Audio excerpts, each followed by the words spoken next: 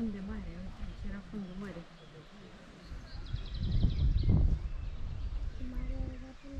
Aici a fost cândva fund de mare. Marea s-a retras în momentul când, acum 6.000 de ani în urmă, când Ghețare era o formare. Așa. De la Tulcea spre mare, încoace, la un golf. Deci, golf. Cum ar fi golful Musura, acum de la Sulina. Iar în momentul când se retrăgea marea, aluviunile aduceau curenți marini, să formea grindurile astea care se formau.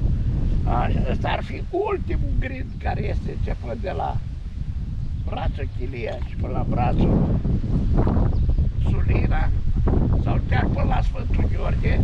Ăsta era grindul de întregul cândva. Comunica cu grindul Carorban.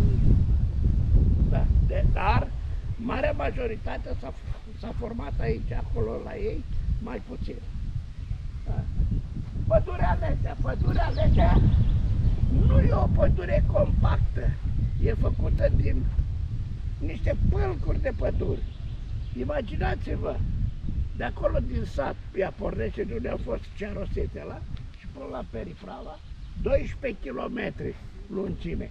Dar ea este un pâlc de 100-150 de metri lățime. Să ai 200 maxim. Așa, după care urmează dunele de nisip și pe urmă alt pâlc.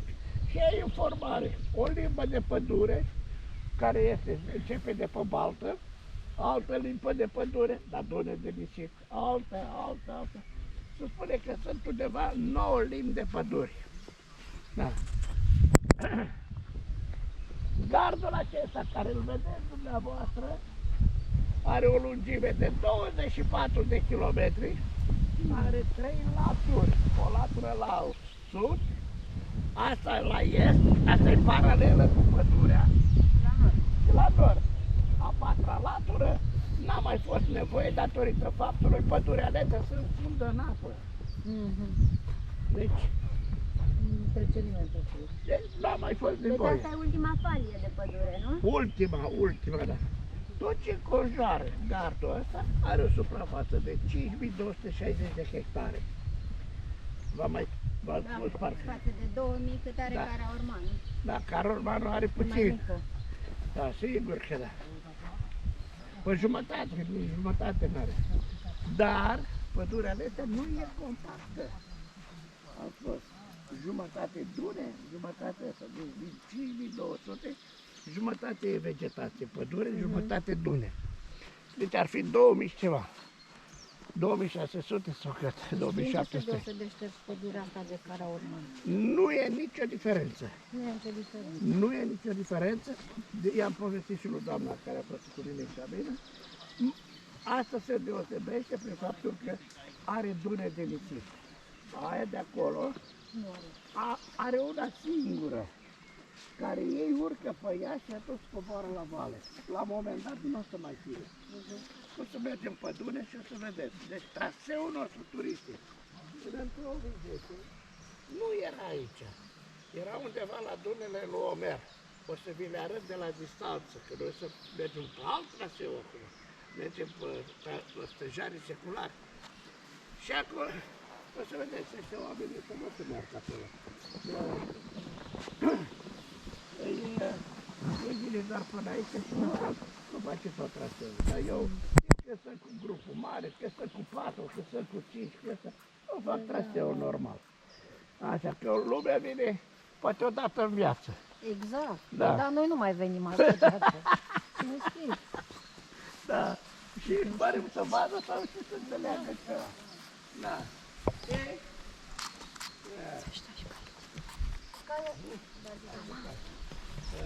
Să-mi da și pe mâine, nu mai duci la guriță. Dunele alea foarte, foarte înalte. Așa, dunele lui Omer, așa le spuneam noi. Noi urcam pe ele, era undeva la 18 metri. Așa și au cobrau la vale. Cei de la biosferă, cei de la medie, au sesizat în faptul că ele coboară la vale și nu ne-a mai dat voie să umblăm pe dunele alea. Și le-a adus aici. la zonele astea. Aici putem să umblăm pădurile astea, datorită faptului că avem ce să stricăm. Mergem, vă arătăm, că sunt o grămadă de dure. Dar alea care sunt acolo, alea nu ai voie să umbli la ele. Uitați aici, dacă veniți de 1 mai, între 1 mai și 10 mai, Așa. aveți ocazia să întâlniți lăcrămioare Ia uite. înflorite. Da, astea sunt... Deci lăcrămioare înflorite. Așa. În pădurea Letea întâlnim stejar, frasei și plop. În zona asta nu avem stejar secular. Nu știu care e explicația, că nu sunt. Dar unde sunt? Mergem într-o zonă unde sunt. Așa. Pădurea Letea, fiind ca rezervație din 1938, ea este declarată ca rezervație. Iar în 2010, când s-a făcut și gardul acesta, Valea de la România, au declarat-o patrimoniul UNESCO. De ce au făcut gardul? Au făcut pentru protejarea și conservarea pădurii Letea. Datorită faptului că pădurea Letea e cea mai nordică pădure din Europa cu plante subtropicale. În 2010 noi turism n-am făcut. Gardul ăsta s-a lucrat undeva ianuarie, februarie, martie. Turismul la noi începe de 1 mai. Nu ne dădea voie în pădure să vizităm cu turism. Abia prin luna lui august s-au stabilit niște trasee care iese. Altfel nu ne dă voie. Deci nu s-a făcut turism. Ei au zis să nu umble nimeni în pădurea Letea. Pădurea Letea să fie conservată. Uitați aici așa să văd, dacă vă dați puțin la o parte, mai în spate așa, uitați, să răsucesc pe după copaci. Liana greacă periploca, e o plantă subtropicală. Avem mai multe specii de liene. Liana greacă, vița de vie sălbatică, iedera, hameiul, curpenul, toate astea fac parte din liene. Ia uitați. Liana greacă, așa, dar cineva a rupt-o, ea a fost mai multe înfășurări, dar a rupt-o cineva. Așa. E vorba de căluți, căluți în care îi știți noastră. Ei de fapt sunt părăsiți de oameni, noi n-au fost să facă niciodată. Pătiți de iarnă, în momentul când nu au ce mâncau, dat poarta copacului, în general a plopului. Da, dar să zice, de mers peste tot, cai sălbatici de la Letea. Păi cai sălbaci, ei s-au sălbăticit Dar în am timp. văzut și pe când venind încoace, aceia erau... Ăștia care i-au văzut acolo în pădure, ăștia bănuiesc că erau sălbatici. Dar e pe câmp acolo, lângă sate, cred că erau oamenilor. Unde era ăla micu? Lângă vitele alea.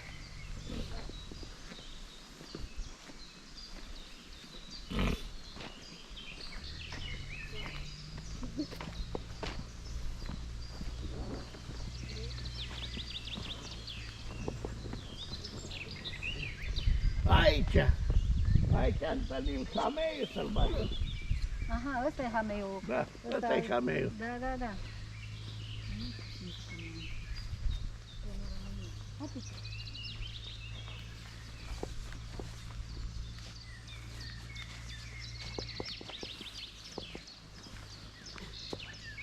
Acolo, curpenul, pe lângă copacul ăla. Curpenul de pădure. Ia uite cântă păsările. Aici porumbele, care le aveți și noastră. Eu am Astea. mâncat când eram copil așa ceva, dar se fac negre. Negre, da. Atunci sunt foarte. Toamna târziu când dă bruma. Alea nu le mănânci acum.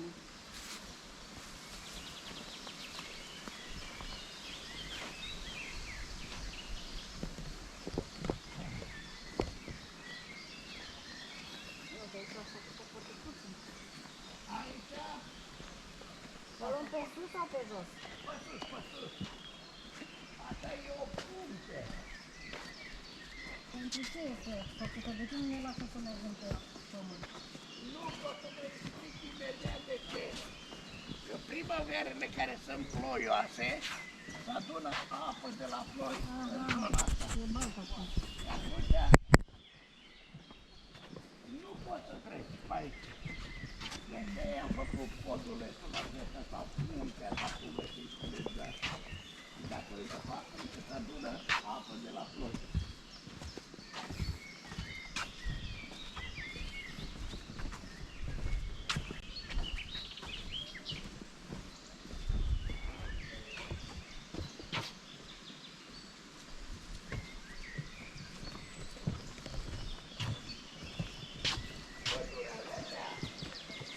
Ea s-a format numai în locurile joase, în locurile înalte, unde avem dune de nisip, n-a crescut nimic. Așa, o să vă arăt și intenția lui tovarășul Nicolae Ceaușescu. El a vrut să, când a fost în zonă pe aici, a vrut să mai pună ceva arbori, chestii, nu știu ce, să planteze, nu a mers. Datorită solului. Uitați aici, vedeți dunga aia de la copaci. E o dungă.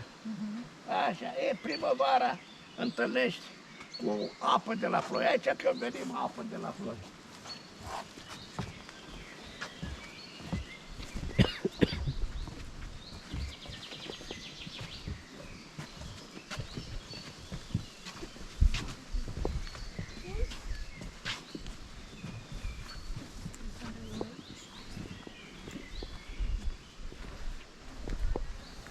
Urmează tunele de nisip. Aha.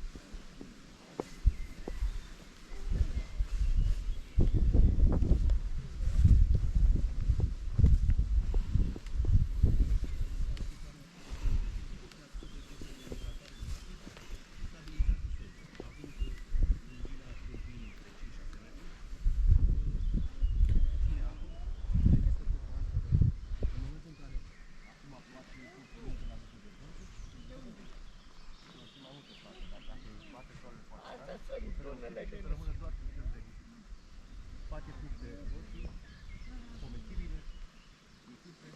Ce nisip și...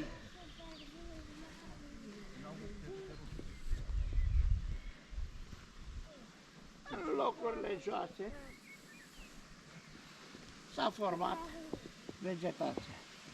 Iar în locurile înalte, dunele de nisip. Cum s-au format dunele astea? Acolo, pe locurile joase, pădurea s-a format naturală, nu a fost plantată. Deci, să spunem că păsările, cea mai plauzibilă treabă, păsările ar fi adus semințe prin excremente nedigerate și au depus în locurile joase, s-a format vegetație. Iar în locurile înalte s-a format dunele. Până să se formeze vegetația, ele au fost plimbate în mai multe locuri, în stânga, în dreapta, în toate direcțiile. Dar în momentul când s-a format vegetația, ele s-au așezat la adăpost pe lângă vegetație. Iar pe urmă s-a depus o iarbă pe autăți, iarba aia verde profund, cărcelul nisipului. E o plantă medicinală și ea este, dar e rezistentă, foarte rezistentă la temperaturi înalte. Aici vara când vii, nu poți să vii la piciorul gol. arși tăpii. Bine nisipit. Planta respectivă, așa, în luna lui august, face un fruct, fructul respectiv, din fructul respectiv se extrage efedrina. Pădurile astea de nisip, întâlnim și vipera de nisip. Am spus, astea sunt formate de vânt. Zona asta de aici, care îi spune o groapă, așa, în 2010 mai puneți că vreo 3 metri de nisip. Unde a dispărut nisipul? A luat și vântul. Dar uitați, oamenii au dus cu picioarele la vale. Când coborâți așa, o să sesizați să vedeți cum se duc el la vale. Mai pui 3 metri la partii. Hai. Stați zunele în spatele la copacii de acolo, care îi vedeți dumneavoastră. Alea sunt undeva la 10 metri, în spatele copacilor. Da. Restul sunt așa la 5 metri, 6 metri, 7 metri, 8 metri. O să vă arăt. Ăla greu rămâne jos.